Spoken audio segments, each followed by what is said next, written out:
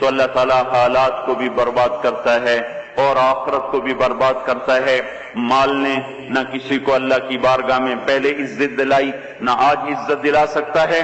دنیا کے اقتدار نے نہ پہلے کسی کو کامیاب کیا، نہ آج کسی کو کامیاب کر سکتا ہے۔ یہ میرے بھائیوں آج کا دھوکہ ہے کہ ہم اپنی منشاہی پہ چل رہے ہیں اور ہمیں اللہ کے دستور کا پتہ نہیں ہے کہ اللہ تعالیٰ کن چیزوں سے راضی ہے، کن چیزوں سے ناراض ہے، کس پر اس کی پکڑ آتی ہے، کس پر وہ معاف کرتا ہے۔ اس لیے یہ ساری دنیا کے انسان انتہائی خطرے میں چل رہے ہیں کہ یہ وہ سارے اعمال جن پر اللہ تعالیٰ ناراض ہوتا ہے وہ پورے فیصل آباد میں ہیں، ہر محلے میں ہیں، ہر بازار میں ہیں، پورے پاکستان میں ہیں، پوری دنیا میں ہیں، پورے بر اعظم میں پھیلی ہوئی انسانیت آج للکار رہی ہے اللہ کو۔ کبیرہ گناہوں کے ساتھ زمین کو بھر دیا ہے۔ ظہر الفساد فی البر والبحر بما کسبت ایدی الناس، اور اللہ اپنی سنت قرآن کے ذریعے سے بتاتا ہے کہ جب تم جیسی قوموں نے جب تمہارے جیسے اعمال اختیار کیے تو یہ سنو، ایک قوم تم سے پہلے آئی نوح علیہ السلام کی، جنہوں نے زمین کو کفر سے بھر دیا، الٹا میرے نبی سے کہنے لگے فاتنا بما تعدنا ان کنت من الصادقین، وہ عذاب لاؤ جس سے تم ہمیں ڈراتے تھے، اور وہ عذاب لاؤ جس کا تم نے وعدہ کیا ہوا ہے۔ پھر ہمارا وہ دن آیا ففتحنا ابواب السماء بماء منہمر وفجرنا الارض عیونا فالتقى الماء على امر قد قدر، آسمان کے دروازے کھولے، زمین کو چشمے بنا دیا۔ یہ نہیں کہا کہ زمین سے پانی نکل کر، فجرنا الارض عیونا، ہم نے پوری زمین کو چشمے بنا دیا، روئیں روئیں سے پانی ابلنے لگا، اور آسمان سے پانی گرا، زمین سے پانی نکلا، اور ساری کائنات میں وہ پانی پھیلا۔ ایک تفسیر میں نے پڑھا کہ اللہ تعالیٰ کہ اگر اللہ تعالیٰ اس دن کسی پہ رحم کرتا تو ایک عورت پہ رحم کرتا جو بچے کو لے کے بھاگ رہی تھی کہ کوئی جائے پناہ ملے اور میں بچ جاؤں، اور وہ بھاگتے بھاگتے ایک اونچے پہاڑ پہ چڑھی، جس سے اونچا پہاڑ کوئی نہیں تھا، پیچھے سے پانی آیا، اس نے پہاڑ کو جو ڈبویا، پھر اس کے پاؤں پر چڑھا، پھر اس کے سینے پر آیا، جس نے بچے کو اوپر کر لیا، پھر اس کی گردن تک آیا تو اس نے بچے کو یوں اپنے سر سے اوپر کر لیا کہ شاید بچہ بچ جائے، بر پانی کی موج نے نہ بچے چھوڑے نہ بڑے چھوڑے، سب کو برابر کر دیا، یہاں تک کہ ان کے اپنے بیٹے کو اللہ تعالیٰ نے سامنے وحال بینہم الموج فکان من المغرقین، سامنے ہلاک کیا۔ 3 آدمی غار میں چھپ گئے اور اوپر پتھر رکھ لیا کہ یہاں تو پانی نہیں آئے گا، چاروں طرف جو پانی کا تماشا دیکھا، پر اندر بیٹھ گئے۔ تھوڑی دیر میں تینوں کو تیز پیشاب آیا اور بے قرار ہو کر پیشاب کرنے بیٹھے، اللہ نے پیشاب کو جاری کر دیا، اور وہ پیشاب کرتے کرتے کرتے اپنے ہی پیشاب میں غرق ہو کے مر گئے۔ جو کام قوم نوح کرتی تھی وہ کام آج ہو رہے ہیں، ساری دنیا میں ہو رہے ہیں۔ قوم عاد آئی بڑی طاقتور، یہاں تک کہ للکارنے لگے من اشد منا قوہ، کوئی ہے ہم سے بڑا طاقتور تو لاؤ نا، ہمیں کس سے ڈراتے ہو؟ ان نقول الا اعتراك بعض آلهتنا بسوء، ہمارے خداؤں نے تیری عقل خراب کر دی ہے، ہم سے تو بڑا کوئی طاقتور نہیں ہے۔ تو اللہ تعالیٰ نے فرمایا اولم يروا ان الذي خلقهم هو اشد منهم قوة، اے ہود انہیں بتاؤ جس نے تمہیں پیدا کیا ہے وہ تم سے زیادہ طاقتور ہے۔ تو جب اللہ تعالیٰ کی طرف سے وہ حجت پوری ہوئی اور وہ اپنے تکبر میں بڑھتے رہے، نافرمانی میں بڑھتے رہے، تو اللہ نے عذاب کا دروازہ کھولا، قحط آ گیا، انسان ایسے بھوکے، اور وہ انسان ہماری طرح تو تھے نہیں، 40 ہاتھ قد ہوتا تھا، 30 ہاتھ قد ہوتا تھا، 800 سال 900 سال عمر ہوتی تھی، نہ بوڑھے ہوتے تھے، نہ بیمار ہوتے تھے، نہ دانت ٹوٹے، نہ کمزور ہو، نہ نظر کمزور ہو، جوان تندرست توانا، صرف موت آتی تھی، اس کے علاوہ کچھ نہیں ہوتا تھا انہیں۔ اب ان کے بھوک بھی زیادہ، وہ اپنی ضرورتوں کا غلہ بھی کھا گئے، پھر جہاں حلال بھی کھا گئے، پھر کتے بھی کھا گئے، بلے بھی کھا گئے، چوہے بھی کھا گئے، جو چیز ہاتھ میں آئی سانپ بھی کھا گئے، ہر چیز کھا گئے، پر نہ بارش کا قطرہ گرا، نہ زمین کا دانہ پھوٹا، یہاں کے درخت توڑ توڑ کے ان کے پتے چبا گئے، قحط دور نہ ہوا۔ تو پھر انہیں ایک وفد بھیجا، بیت اللہ بھیجا کہ ہمیں بارش دو، وہ جب مصیبت آتی تو اوپر والے کو پکارتے تھے، جب وہ کام کر دیتا تھا پھر سرکش ہو جاتے تھے، پھر انہی پتھروں کو پوچھتے تھے۔ تو اللہ تعالیٰ نے 3 بادل سامنے کیے، آواز آئی ان میں سے ایک کا انتخاب کرو، ایک سفید، ایک سرخ، ایک کالا۔ تو آپس میں کہنے لگے سفید تو خالی ہوتا ہے، سرخ میں ہوا ہوتی ہے، کالے میں پانی ہوتا ہے۔ ان کا یہ پانی، یہ کالا چاہیے، یہ کالا چاہیے۔ تو آواز آئی پہنچے گا، یہ واپس پہنچے، ان کا بارش ہوگی۔ تو پھر جب ساری قوم اکٹھی ہوئی تو اللہ نے وہ بادل بھیجا، فلما رأوه عارضا مستقبل اودیتہم، وہ بادل آیا کالا، کہنے لگے ھذا عارض ممطرنا، وہ دیکھو آئی بارش۔ تو اللہ تعالیٰ نے کہا بل هو ما استعجلتم بہ، یہ بارش نہیں، یہ وہ عذاب ہے جو تم ہود سے کہتے تھے، کون ہے ہم سے بڑا جو ہمیں کچھ کر لے، اب تیار ہو جاؤ۔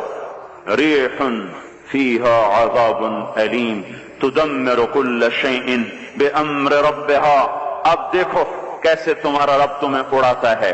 ان کے گھروں کو ہوا نے اڑا دیا، ان کو ہوا نے اڑا دیا۔ 60 ہاتھ اونچے قد کے لوگ اور تنکے کی طرح ہوا میں اڑ رہے تھے، اور ان کے سروں کو آپس میں ہوا ٹکرا رہی تھی۔ وہ گھومتے تھے سر ٹکراتے تھے، گھومتے تھے سر ٹکراتے۔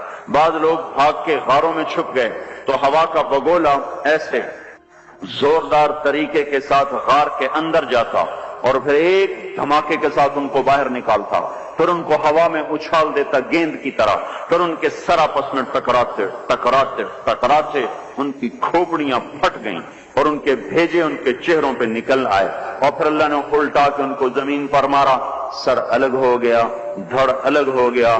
پھر اللہ نے للکار کے پوچھا فَهَلْ تَرَى لَهُم مِّن بَاقِيَةٍ، کوئی ہے باقی تو دکھاؤ کہ اس کا بھی صفایا کر دوں۔ کوئی نظر نہ آیا، سب کو اللہ نے مٹایا۔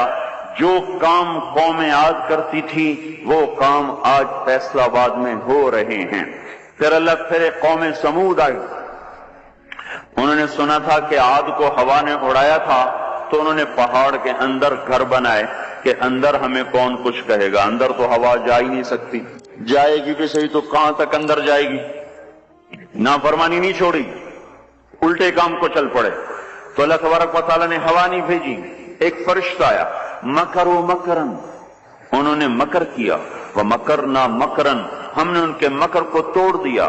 فانظر کیف کان عاقبۃ مکرہم، آج ان کا انجام دیکھو۔ انا دمرناہم وقومہم اجمعین فتلک بیوتہم خاویۃ بما ظلموا ان فی ذلک لآیۃ لقوم یعلمون وانجینا الذین آمنوا وکانوا یتقون۔ اللہ تبارک و تعالیٰ نے کہا یہ دیکھو، ایک فرشتہ آیا، اس نے چیخ ماری اور ان کے کلیجے پھٹ گئے، چہرے نیلے اور کالے ہو گئے، اور ساری قوم کو اللہ نے آن کی آن میں ہلاک کیا۔ پھر اس پر قوم شعیب کا اللہ نے قصہ سنایا۔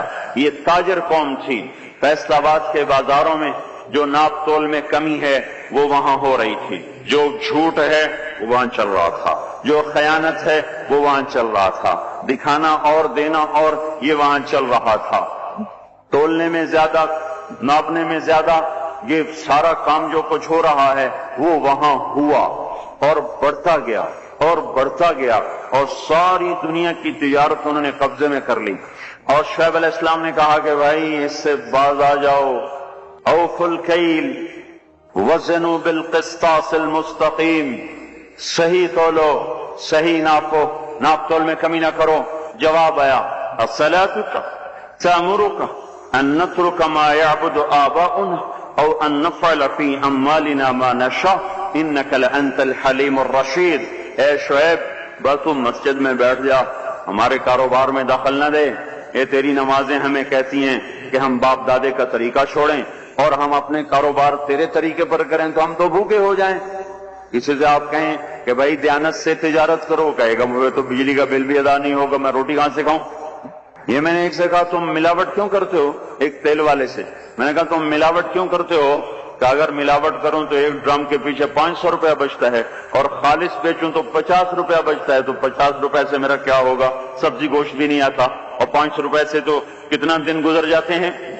تو یہی کچھ قوم شعیب نے کہا کہ اصلاتک تأمرک ان نترک ما یعبد آباؤنا او ان نفعل فی اموالنا ما نشاء میاں شعیب اپنے گھر بیٹھ جا، ہمیں تیری تبلیغ نہیں چاہیے، ہمیں اپنا کاروبار کرنے دے۔ یہی آج کے بازاروں کے مسلمان کہہ رہے ہیں کہ ہمیں یہ شریعت نہیں منظور، تو کاروبار کیسے ہوگا؟ جھوٹ نہ بولیں تو کام کیسے چلے؟ خیانت نہ کریں تو کام کیسے چلے؟ ناپ تول میں کمی نہ ہو تو کام کیسے چلے؟ اور سودی کام نہ ہو تو کام کیسے چلے؟ بینک نہ ہو تو کام کیسے چلے؟ یہ سارے اعتراضات جو آج کے تاجر کرتے ہیں یا دکاندار کرتے ہیں، یہ سارے اعتراضات شعیب علیہ السلام کی قوم نے کیے کہ پھر کاروبار کیسے چلے گا، پھر منڈیاں کیسے چلیں گی، پھر تجارت کیسے چلے گی؟ تو ہم تو تجارت چلانے نہیں آئے، ہم تو اللہ کو راضی کرنے آئے ہیں۔ اللہ کو راضی کر تو تجارت ٹھپ ہو جائے تو ہو جائے، اور چل پڑے تو برکت۔ سبحان اللہ۔ ہم اس بات کے مکلف نہیں ہیں کہ ہم نے روٹی کھانی ہے اور بچوں کو کھلانی ہے، ہم اس بات کے مکلف ہیں کہ ہم نے اللہ کے حکم کے مطابق کمانا ہے اور اس کے مطابق کھلانا ہے۔ اس میں کچھ بچے گا کھلائیں گے، نہیں بچے گا فرقہ کریں گے، بچوں کو بھی کہیں گے تمہارا باپ تمہیں نہیں دے سکتا، میں تمہاری خاطر دوزخ کی آگ کو برداشت نہیں کر سکتا۔ اللہ کو راضی کرتے ہوئے سب کچھ قربان کرنے کا حکم ہے، یہ نہیں ہے کہ اپنی خواہش پہ حکم قربان ہو، ہمیں یہ حکم ہے کہ میرے حکم پر اپنی خواہش کو قربان کرو۔ قوم شعیب نہ بنے ہمارے بازار، وہ مذاق اڑانے لگے، کاروبار کیسے ہوگا، بچوں کو کہاں سے کھلائیں گے، پھر بھوکے مر جائیں، اسکول کی فیسیں کہاں سے دیں؟ اس زمانے کے تو اسکول نہیں تھے نا، یہ آج کی بات کر رہا ہوں۔ پھر اسکول کی فیسیں کہاں سے دیں، پھر یہ بجلی کے بل کہاں سے دیں؟ اگر سچ پر کمائیں اور دیانتداری سے کمائیں تو روٹی کہاں سے کھائیں؟ یہی شعیب علیہ السلام کی قوم کا جواب تھا۔